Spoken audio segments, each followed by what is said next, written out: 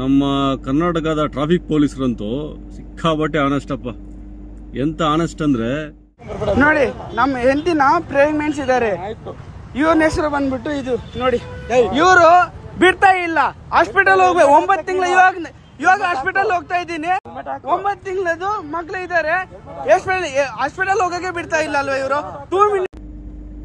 2 ವೀಲರ್ನಲ್ಲಿ helmet ಹಾಕಿಲ್ಲ ಅಂತ ಒಂದು ಗಾಡಿ ನಡೀತಾರೆ. ಅವ್ರು ಹೇಳ್ತಾರೆ ನಮ್ಮ ಮಿಸ್ಸಸ್ 9 ತಿಂಗಳಿದೆ, ಹಾಸ್ಪಿಟಲ್ಗೆ ಹೋಗ್ತಾ ಇದೀವಿ ಅಂತ.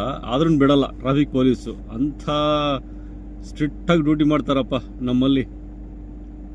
ಅದೇ ಪೊಲಿಟಿಷಿಯನ್ಸ್ ಮಕ್ಳು ಏನಾದರೂ ಟಿಂಟ್ ಪೇಪರ್ ತೆಗಿಯಲ್ಲ ಅವರು.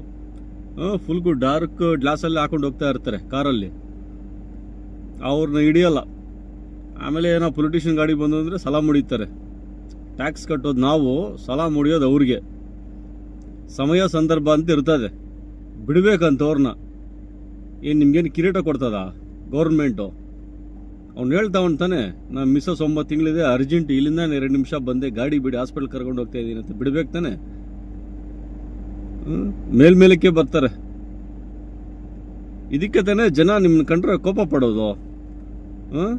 ಹಿಡೀರಿ. ಅವನೇನಾದರೂ ಶೋಕಿಗೆ ಬಂದಿದ್ರೆ, ಇಲ್ಲ ಹಿಂದ್ಗಡೆ ಹುಡುಗರನ್ನ ಹಾಕೊಂಡು ಏನೋ ಜಾಲಿ ರೇಡಿಗೆ ಬಂದಿದ್ರೆ ಹಿಡೀರಿ ಬೇಕಾರೆ, ಇಲ್ಲ ಅಂತಿಲ್ಲ.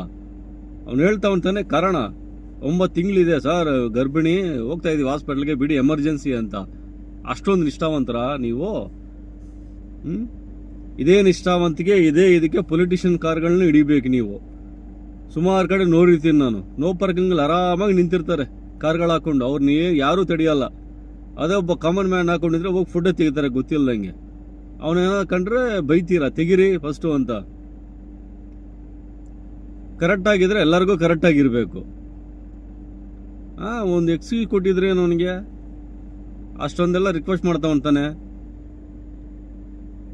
ಇದಕ್ಕೆ ಜನ ನಿಮ್ಮನ್ನು ಕಂಡ್ರೆ ಅಸಹ್ಯ ಪಟ್ಕೊಳ್ಳೋದು.